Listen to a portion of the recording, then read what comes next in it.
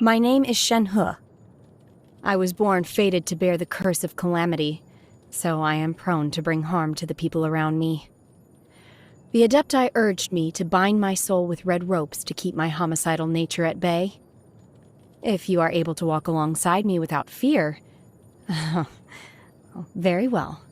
Now, give me your hand. The assumption that every person has somewhere to call home is naive. I got used to living in the mountains alongside the birds and beasts a long time ago. Mind be purged, world be saved. My pole arm doesn't distinguish friend from foe, and there is clearly a limit to the red rope's power. That's why I loathe crowded areas.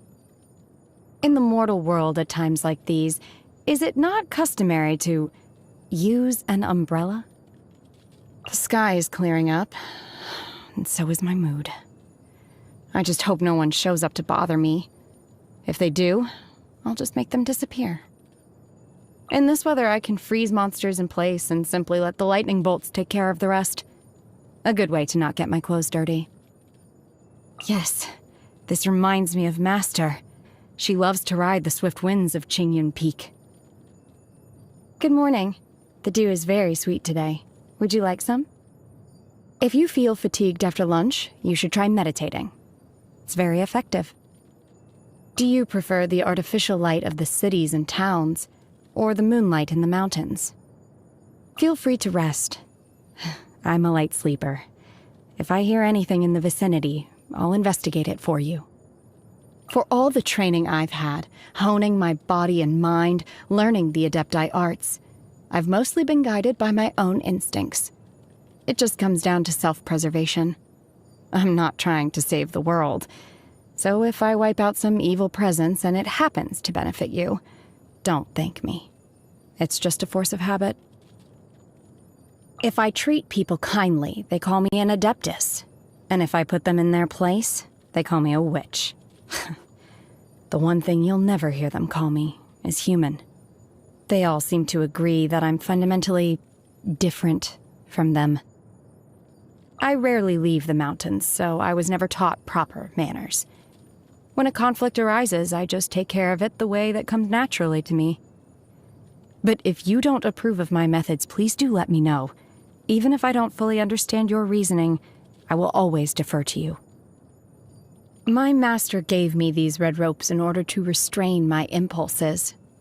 But during our journey together, I feel I have finally grasped the key to all of this. Somehow, controlling my strength, knowing when to restrain myself and when to unleash, it comes more naturally to me now. I think that what saves me from myself is not my red ropes, but you. If you understand what that means to me, please stay by my side. So this shiny gemstone is called a vision? Huh. The gifts that fate brings, fate can just as easily take away. If one day my connection to this vision comes to an end, that'll be it. And the light inside of it will go out. Driving evil spirits away comes easily to me. Getting rid of my inner demons, however. Unless you can find a way to let go, all the Adepti arts and exorcism techniques in the world can't save you. Why do I always hear people say, the first snow of the season is a sight for sore eyes? We have snow every single day in the mountains. So which instance counts as the first snow? I don't understand what they mean. Please explain this to me. I have no use for the wealth that ordinary people desire. But in the hands of Lady Ningguang, wealth becomes a means of solving complex issues of the kind that no weapons could ever hope to resolve. She understands the unwritten rules of human society. She knows what's in people's hearts. Master once told me that even the Adepti aren't able to achieve this. I hold her and her work in high regard. I find I don't need to worry about etiquette with her, and unlike with some people, I don't need to rely on nonverbal cues to discern the true meaning of what she's saying. That makes me a lot more comfortable. The only problem is... well, there are too many people around her all the time, and I heard there's also many crew members on her ship. I need you to go with me. It's the only way I can cope with so many people. Yunjin performs... It's called Liue Opera, isn't it? I like this particular type of social interaction. You can get to know about the other person's background without having to actually interact with them one-on-one. If she ever includes your story in one of her performances, I'm sure the result will end up being quite incredible. I'm looking forward to it. I've heard many stories about her from my master. She's really quite different from how I originally imagined her. But don't worry, I'll be keeping this to myself. Speaking of Ganyu, her work in Liyue Harbor is unbelievably busy. It seems that there is a price to pay for those who want to integrate into the mortal world. It's hard for me to believe that I still have living relatives in this world. If he has any difficulties with his training, I am more than willing to help enlighten him. However, he will need to meet me alone in the mountains. Their family is too... sociable. I wouldn't know how to turn down their invitations without being impolite. I've seen him lean over to you and whisper things in your ear. If he dares threaten you, I will make sure he... You mean it's just an in-joke between friends? Genuinely? That gentleman claims to be immortal, yet is very familiar with my master, who is an adeptus. Master once said, "If you see him drinking on a stone stool in front of my abode, do not disturb him. Let him sit quietly for a while." And that's precisely what I did. The quality of his medicinal herbs is as good as it gets. He is also easygoing and considerate of others. By comparison, the little snake on his neck has no filter at all. Don't worry, I didn't lift a finger against it. I won't go as far as getting into a quarrel with a snake. I often see her wandering in the woods singing strange songs. Actually, I must have heard all of her songs several times each by now. I'm used to her singing, but I still find it strange. That being said, I don't hate it either. My first impression of him was that he's not one to smile. After meeting him again more recently, however, he's still as reserved as ever, but he seems a lot more relaxed now. Maybe he met someone special. Please don't pay any heed to the way most people refer to me. I am not an adeptus and don't possess any divine abilities. I was born in a branch family of a clan of exorcists and grew up in the mountains far away from Liyue Harbor. I am but an adeptus disciple, nothing more, nothing less. When faced with delinquents who are just out to cause trouble, most people will try to reason with them. This course of action perplexes me. Removing the root of the problem and disposing of these ill-intentioned fools seems like the obvious course of action. Why do common folks prefer the labor-intensive route? I am the apprentice of multiple adepti, and have trained alongside them. After a certain point, however, they stopped teaching me new techniques, and started focusing on how to control my intense homicidal urges. Oh, don't be nervous.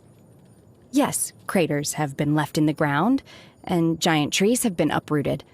But these things only ever happen in the mountains, far away from civilization. And certainly have never affected innocent lives. Besides, I can control myself now. My father's intent was to trade my flesh and blood for my mother's life. After he abandoned me in that cave, I still held out hope that he'd come back to rescue me. One day went by, then 2 days, 3 days. I used every ounce of energy in my body to fight off that monster. But as I collapsed on the ground, I finally realized that the day I was waiting for would never come. To this day, I don't know which one it is. Was I abandoned because I'm cursed? Or is it the way I've been treated in life that has cursed me? Once I secretly left the mountain and returned to my childhood village without telling my master. But it was deserted, and my father had long since passed away. I suddenly realized that the bond between my relatives and I had been completely severed, and nothing that I'd ever cared about in the past could ever have a future. Ever since then, I have abandoned everything related to the mortal world. That is, until I met you. The most important aspect of meditation is stillness. Let go of all agitation, and let the air around you flow into your body. This technique allows me to quickly focus in on myself. I heard from my master that after meditating beyond a certain point, there is no need to adopt the meditation posture anymore. Adepti can meditate even when standing up. I still have much more to improve on. The fear of losing the people most important to me and the desire to save them. This kind of feeling makes my heart ache. I've never experienced anything like it before. It's a burden, yes, but it's also something to hold on to. I've sampled numerous dishes during my time away from the mountains, but the truth is that I don't really remember how they taste. The only dish I can never forget the flavor of is that bowl of noodles I ate at home so long ago. I shouldn't have to remember that. Why do I have to remember that? Chew medicinal herbs for long enough, and you can only taste the bitterness. In all the years I trained under the Adepti, I had to abstain from all kinds of things, and to a point I got used to it. But them? The common delights of the mortal realm pose no hindrance to the Adepti. Thus, we may indulge in all manner of dishes as we please. These are the exact words my master said. This taste. Is it really meant for me? The food you cook is indisputably delicious. I can't refuse it. No matter. I'm used to this kind of flavor after all. I've been told that birthdays are important occasions for most people. They give presents to celebrate the anniversary of the other person's birth. Material possessions aren't really my thing, but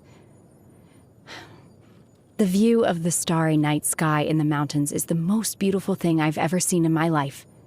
I've frozen this lake and turned it into a mirror, so you can appreciate the reflection of the fleeting clouds and distant stars right up close.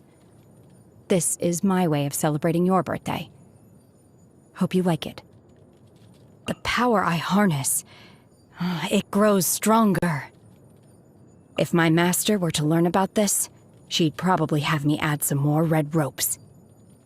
I haven't been training as single-mindedly lately, and yet it's as if I'm growing stronger and stronger without making a conscious effort. I'm left to assume the only way for me to achieve this is by your side. I once believed that freeing my mind from all agitation was the only way to overcome. But after everything I've experienced recently, I finally understand. Only when the right things weigh on your mind can the desire to protect awaken inside of you. And that turns your power into something meaningful.